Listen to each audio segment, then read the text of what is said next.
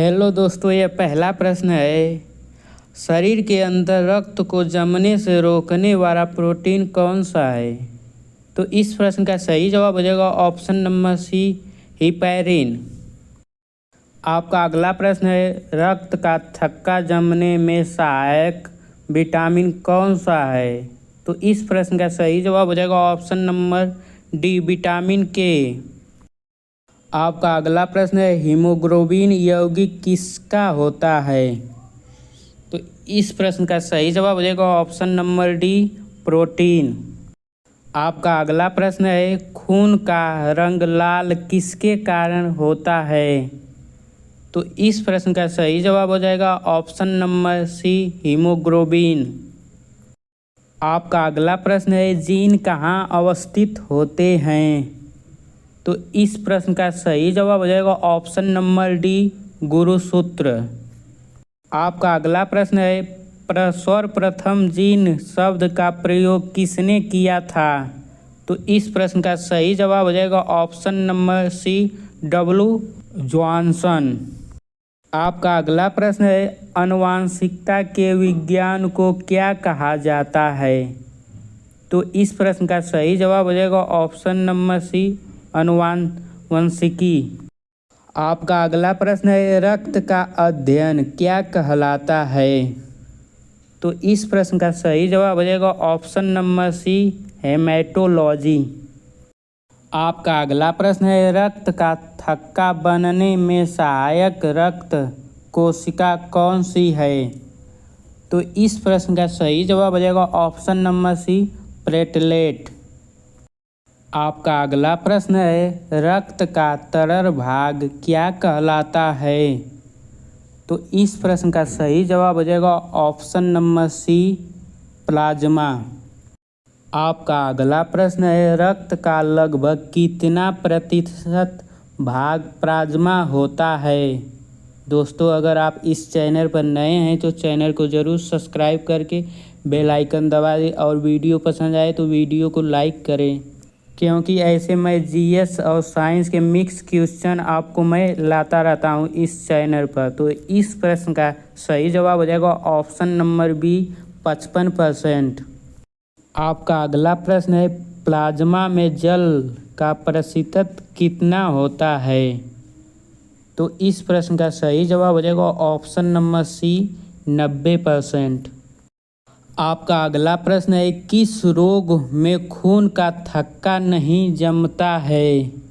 तो इस प्रश्न का सही जवाब हो जाएगा ऑप्शन नंबर सी, हीमोफीलिया रोग में खून का थक्का नहीं जमता है। आपका अगला प्रश्न है, ब्लड बैंक या आरबीसी का कब्रगाह शमशान किसे कहा जाता है? तो इस प्रश्न का सही जवाब हो जाएगा option number D, plea, spleen. आपका अगला प्रश्न है, रक्त समूह कौन कौन से हैं? तो इस प्रश्न का सही जवाब हो जाएगा option number C, A, B, A B और ओ। आपका अगला प्रश्न है, भारत में दिल्ली उच्च न्यायालय की स्थापना किस वर्ष की गई थी?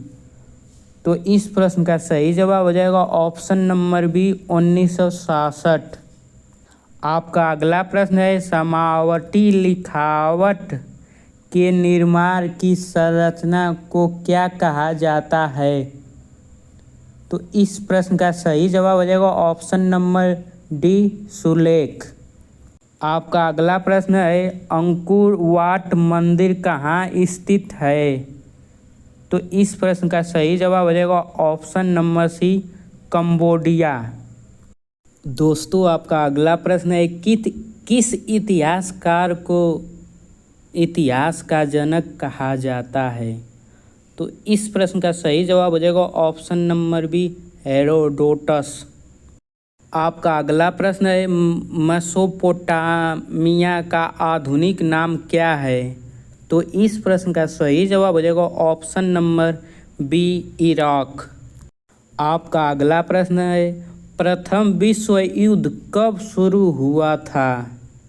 तो इस प्रश्न का सही जवाब हो जाएगा ऑप्शन नंबर ए, 1914। आपका अगला प्रश्न है गुलाम वंश की स्थापना किसने की थी? तो इस प्रश्न का सही जवाब हो जाएगा option number B, Qutbuddin Aibak. आपका अगला प्रश्न है अशोक के शिलालेखों को सबसे पहले किसने पढ़ा था? तो इस प्रश्न का सही जवाब हो जाएगा option number B, James Prinsep. आपका अगला प्रश्न है किस भारतीय शासक के सिक्कों पर वीणा बजाते हुए दिखाया गया है? तो इस प्रश्न का सही जवाब हो जाएगा ऑप्शन नंबर सी, समुद्रगुप्त। आपका अगला प्रश्न है हर्षवर्धन की राजधानी क्या थी? तो इस प्रश्न का सही जवाब हो जाएगा ऑप्शन नंबर ए, कन्नौज। आपका अगला प्रश्न है गुलाम वंश के किस शासक ने लौह एवं रक्त की नीति अपनाई? तो इस प्रश्न का सही जवाब हो जाएगा ऑप्शन नंबर बी, बलबन। आपका अगला प्रश्न है किस गुप्त शासक के शासनकाल में चीनी यात्री प्रयाण भारत आया था? तो इस प्रश्न का सही जवाब हो जाएगा ऑप्शन नंबर सी, चंद्रगुप्त द्वितीय, जिसका विक्रमादित्य कहते हैं। अगला प्रश्न है हड़प्पा सभ्यता का सबसे बड़ा स्तर कौन सा है? तो इस प्रश्न का सही जवाब हो जाएगा ऑप्शन नंबर डी, मोहनजोदाड़ो। आपका अगला प्रश्न है किस काल में मनुष्य ने सर्वप्रथम आग का उपयोग करना सीखा? तो इस प्रश्न का सही जवाब हो जाएगा ऑप्शन नंबर ए, पूरा पाषाण काल। आपका अगला प्रश्न है हिंदू विधवा पुनर्विवाह अधिनियम किस वर्ष पारित हुआ था जिसमें ईश्वर चंद्र विद्यासागर का महत्वपूर्ण योगदान था? तो इस प्रश्न का सही जवाब हो जाएगा ऑप्शन नंबर सी, 1856 ईस्वी। आपका अगला प्रश्न है ब्रिटिश संसद के लिए चुने जाने वाले प्रथम भारतीय कौन थे? तो इस प्रश्न का सही जवाब हो जाएगा ऑप्शन नंबर बी, दादा भाई नौरोजी। आपका अगला प्रश्न है मुस्लिम लीग की स्थापना किस वर्ष हुई थी? तो इस प्रश्न का सही जवाब हो जाएगा ऑप्शन नंबर डी, 1906। आपका अगला प्रश्न है अंतर्राष्ट्रीय न्यायालय का मुख्यालय कहाँ है? तो इस प्रश्न का सही जवाब हो जाएगा ऑप्शन नंबर बी, हैग, नीदरलैंड। आपका अगला प्रश्न है गेटवे ऑफ इंडिया कहाँ स्थित है? तो इस प्रश्न का सही जवाब हो जाएगा ऑप्शन नंबर सी, मुंबई। आपका अगला प्रश्न है बुलंद दरवाज़ा का निर्माण किसने करवाया था? तो इस प्रश्न का सही जवाब हो जाएगा ऑप्शन नंबर ए, अकबर। आपका अगला प्रश्न है महात्मा गांधी ने दांडी यात्रा कब शुरू की थी? तो इस प्रश्न का सही जवाब हो जाएगा ऑप्शन नंबर बी, 1930 ईस्वी। आपका अगला प्रश्न है भारत का लौह पुरुष किसे कहा जाता है? तो इस प्रश्न का सही जवाब हो जाएगा option number B, Sardar Vallabh भाई पटेल। आपका अगला प्रश्न है सौरमंडल का सबसे बड़ा ग्रह कौन सा है?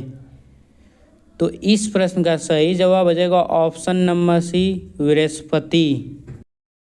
आपका अगला प्रश्न है सूर्य की किरणों से कौन सा विटामिन प्राप्त होता है? तो इस प्रश्न का सही जवाब हो जाएगा option number D, vitamin D. आपका अगला प्रश्न है कोशिका का पावर हाउस किसे कहा जाता है? तो इस प्रश्न का सही जवाब हो जाएगा ऑप्शन नंबर सी, माइटोकॉन्ड्रिया। आपका अगला प्रश्न है एशियाई विकास बैंक का मुख्यालय कहाँ है? तो इस प्रश्न का सही जवाब हो जाएगा ऑप्शन नंबर बी, मनीला। आपका अगला प्रश्न है, ओजोन परत किस मंडल में पाई जाती है? तो इस प्रश्न का सही जवाब हो जाएगा ऑप्शन नंबर बी, समताप मंडल। आपका अगला प्रश्न है, संयुक्त राष्ट्र संघ का मुख्यालय कहाँ है? तो इस प्रश्न का सही जवाब हो जाएगा ऑप्शन नंबर सी, न्यूयॉर्क। आपका अगला प्रश्न है, ओलंपिक खेल कितने वर्षों के अंतराल पर आयोजित होता है? इस प्रश्न का सही जवाब हो जाएगा ऑप्शन नंबर सी, 4 वर्ष। आपका अगला प्रश्न है और यह वीडियो का आखिरी प्रश्न है, भारत में मतदान की न्यूनतम आयु क्या है? तो इस प्रश्न का सही जवाब हो जाएगा ऑप्शन नंबर ए, 18 वर्ष। दोस्तों, अगर आपको वीडियो थोड़ी भी पसंद आई हो तो वीडियो को लाइक करके चैनल को ज़रूर सब्सक्राइब करें, क्योंकि ऐसे ही मैं वीडियो लाता रहता हूँ। वीडियो देखने के लिए धन्यवाद।